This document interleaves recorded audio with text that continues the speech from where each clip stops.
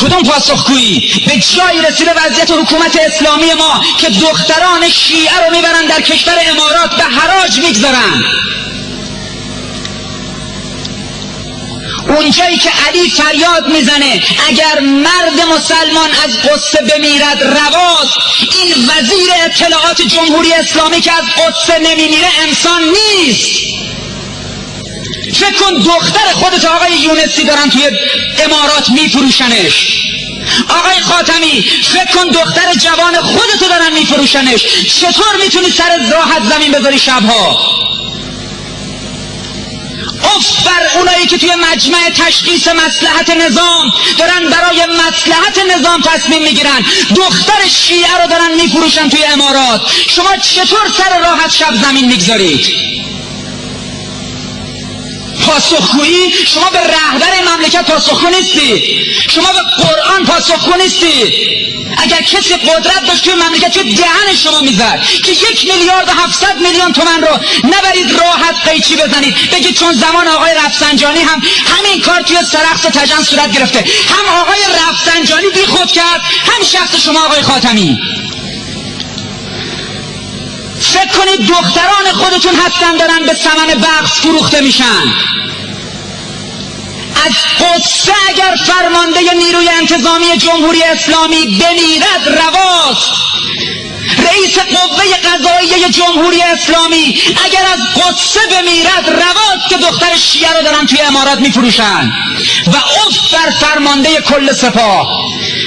تو ذخیره استراتژیک جمهوری اسلامی هستی. سپاه و بسیج جایی که دیگه همه از کار میمونن باید بیاد توی صحنه و دختر شیعه رو میفروشن و پاسداران و بسیجیان راحت شبا میگیرن میخوابن. من نمیگم خاک امارات رو به توبره بکشید، تکلیف امارات با من. اون روزی که شورای عالی امنیت ملی جمهوری اسلامی نمیتونه علیه آمریکا اقدام کنه، آقای حسن روحانی خونه چند میلیاردی میشینه، صندلی هایی که میشینه توی تلویزیون میبینید مبلیست که از تخت شاه نرمتره. اون آدم میاد جلو آمریکا بیسته. اون آدم روحانیه که نجف و کربلای شیعه رو داره اسرائیل و آمریکا به خاکش رو به توبره میبره. اون آدم میاد از عدالت امنیتی نام ببره. اینها بیشتر به یک جوک شبیه اگه فکر کردید مسئولین این کشور دنبال تحقق عدالتند. حرفی که رهبر این مملکت میزنه این حرفی که این قرآن صامت زده روی زمین داره میمونه.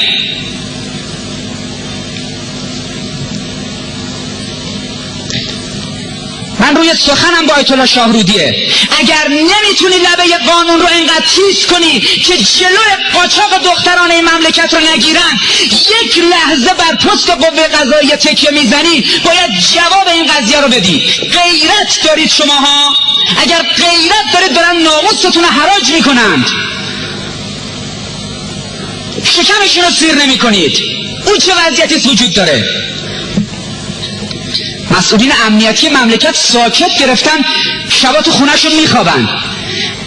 اگر میدانستید که مسئولیت چقدر سنگینه، حتما آقای قالیباف نیروی انتظامی رو رها میکرد میرفت خونهش، حتما آقای صفوی سپاه رو رها میکرد میرفت خونهش، حتما آقای یونسی وزارت اطلاعات رو رها میکرد میرفت خونهش، حتما آقای خاتمی و آقای شاهرودی قوا رو رها میکردن میرفتن خونه. همه شما مقصرید، همه شما مسئولید، باید جواب